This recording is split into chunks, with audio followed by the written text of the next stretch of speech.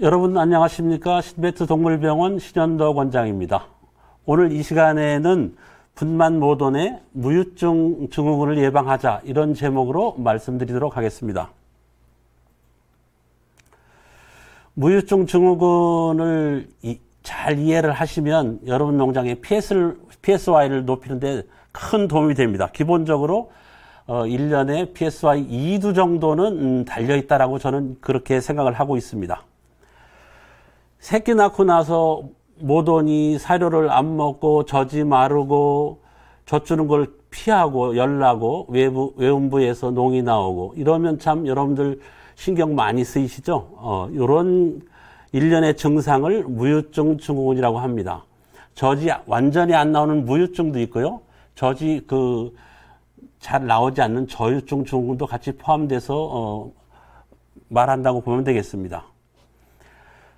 무유증 증후군은 유방염, 자궁염, 무유증 같은 이런 증상을 통칭해서 이르는 말입니다.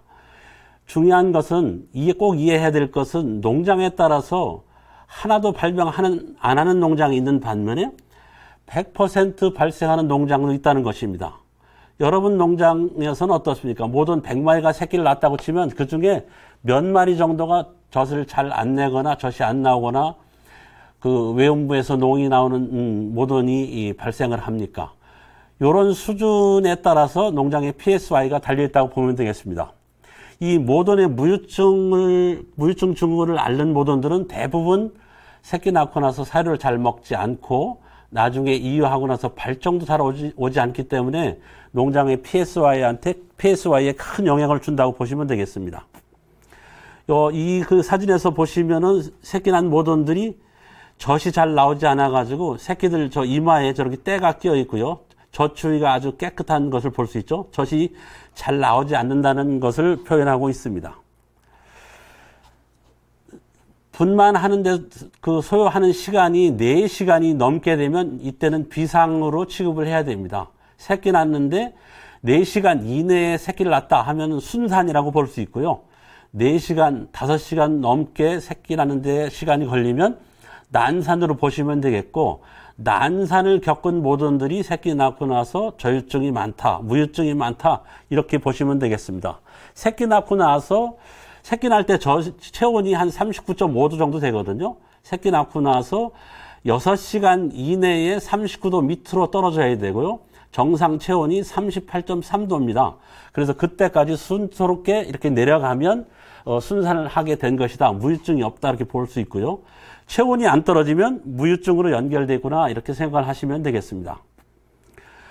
새끼 낳고 나서 이렇게 3일간 하루에 한 번씩 유방 마사지를 잘 해주게 되면 무유증을 예방하는데 아주 큰 도움이 됩니다.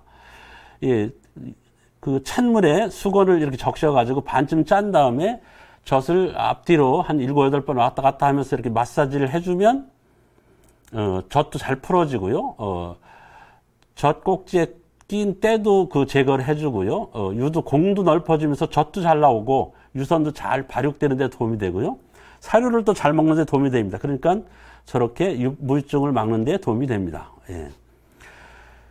무유증 증후군의 주요 증상을 보시면요. 여러분들 예상하시는 대로 체온이 올라가고요. 사료 섭취가 떨어지겠죠. 모돈이 가슴이 아프기 때문에 신경질적이 되게 되고요. 젖을 안 주고 유방이 딱딱해지고 외음부에서 농이 나온 것을 볼 수가 있겠습니다. 그래서 결국 저유증이나 무유증이 나타난다. 이것을 무유증 증후군 MMA 이렇게 얘기를 하고 있습니다. 무유증 증후군이 나오는 농장의 공통점을 보시면 여러분들이 상황을 이해하는 데 도움이 됩니다. 산차 구성이 잘 안 되는 농장, 몸매 관리가 잘 안 되는 농장. 몸매 관리라고 하는 것은 우리가 BCS라고 얘기를 하죠. 그죠? 제일 나쁜 것이 분만사 올라갈 때 너무 과비한 것입니다. 약간 여유인 것이 낫다. 과비한 것은 백해무익하다 이렇게 보시면 되겠고요. 난산, 새끼 낳을 때 고생한 모돈, 시간이 4시간 이상 걸리는 모돈, 그 다음에 새끼를 조산을 한다고 손을 집어넣을 때 손을 많이 집어넣은 농장들이 비위생적으로 입수를 하면서 이 무유증으로 이어지게 됩니다. 분만사 수세 소독을 잘 안 하고 올인 롤아웃을 안 하는 농장, 그 그다음에 분만 간혹 기술에 대한 기술이 부족한 농장, 외국인 노동자들에 대한 그 교육들이 잘 되지를 않아가지고 그냥 비위생적인 손으로 새끼를 집어 꺼내면 무유증 증후군으로 그냥 그대로 이어진다고 보면 되겠습니다. 후보돈 순치가 안 된 농장, 스트레스 요인이 많은 농장, 이 다산성 모돈일수록 스트레스에 대해서 엄청 민감하죠. 그죠? 예, 스트레스를 받은 모돈들은 정상적으로 분만하기가 어렵다. 그래서 무유증으로 이어진다. 이렇게 보시면 되겠습니다. 그리고 아주 중요한 것이 PRRS가 발병한 농장, PED가 발병한 농장, 인플루엔자가 발병한 농장, 이런 농장들은 뭐 100% 무유증 으로 연결된다고 보시면 되겠습니다. 분만사에 올라가는 모돈들이 체형이 보기 좋게 편하게 저렇게 과비되지 않고 적절한 등지방, 체지방을 가지고 올라가면 난산할 기회도 줄어들고 손 집어넣을 기회도 줄어든다. 그 다음에 새끼 낳고 나서 한 3일간 마사지를 잘 시켜주면 무유증 예방하는 데 도움이 되겠습니다. 이 표에서 보시면은요, 새끼 낳는데 걸리는 시간하고 변비하고 상관성이 있다. 변비, 딱딱한 똥이 장내에 이렇게 머물러 있으면 새끼 나오는 길을 막기 때문에 새끼 나는데 걸리는 시간이 길어진다, 이런 것이죠. 그래서 변비가 어떤 경우에도 새끼 낳기 전에 모돈이 보여서는 안 됩니다. 그러니까 개체별로 사료 관리를 잘 해서 모돈들의 똥이 무르르게 나오도록 변비가 되지 않도록 하는 것이 중요하다는 말씀을 드립니다. 그 다음에 이것도 상당히 중요합니다.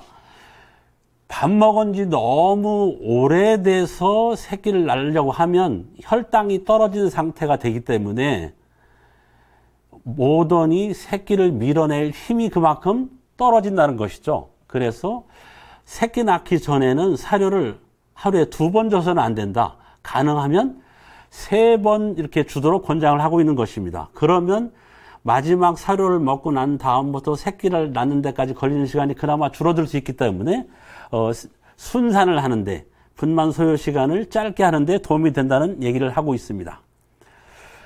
이 분만과 비유, 새끼를 낳는 것과 젖을 내는 것은 다 호르몬이 합니다. 호르몬이 한다는 얘기는 뭐냐면은 스트레스랑 상극이라는 것이죠. 스트레스를 주면 스트레스 호르몬이 나온다.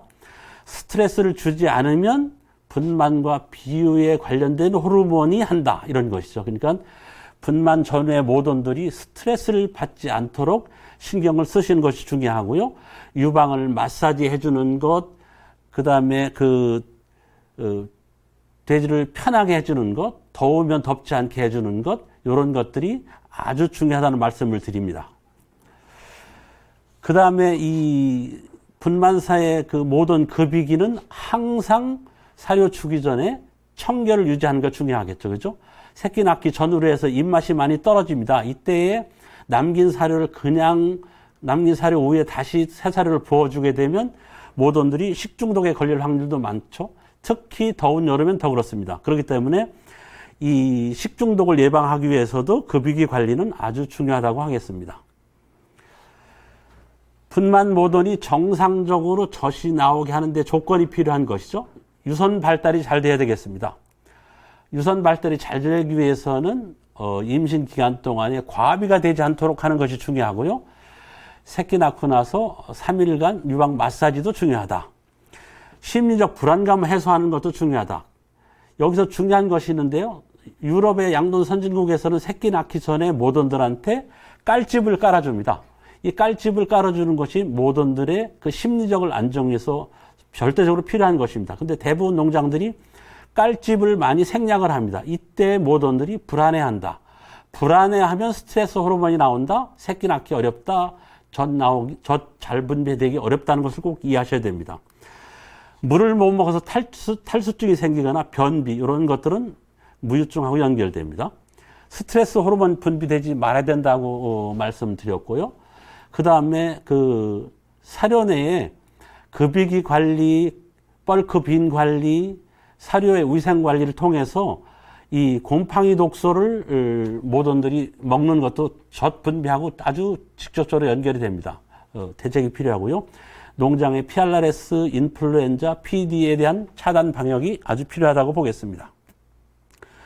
다시 한번 강조를 하지만 이 새끼 낳기 전 모돈들한테 저렇게 신문지를 충분히 깔아주는 것이 모돈들이 심리적 안정을 취하는데 엄청 중요하다.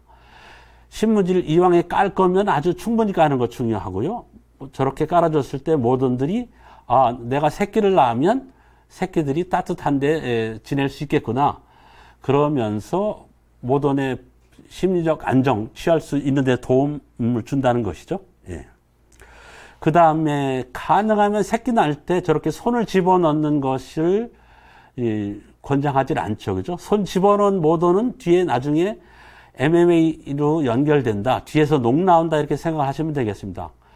손을 집어넣는 일이 가능한 없도록 몸매 관리에 신경을 쓰셔야 되고요.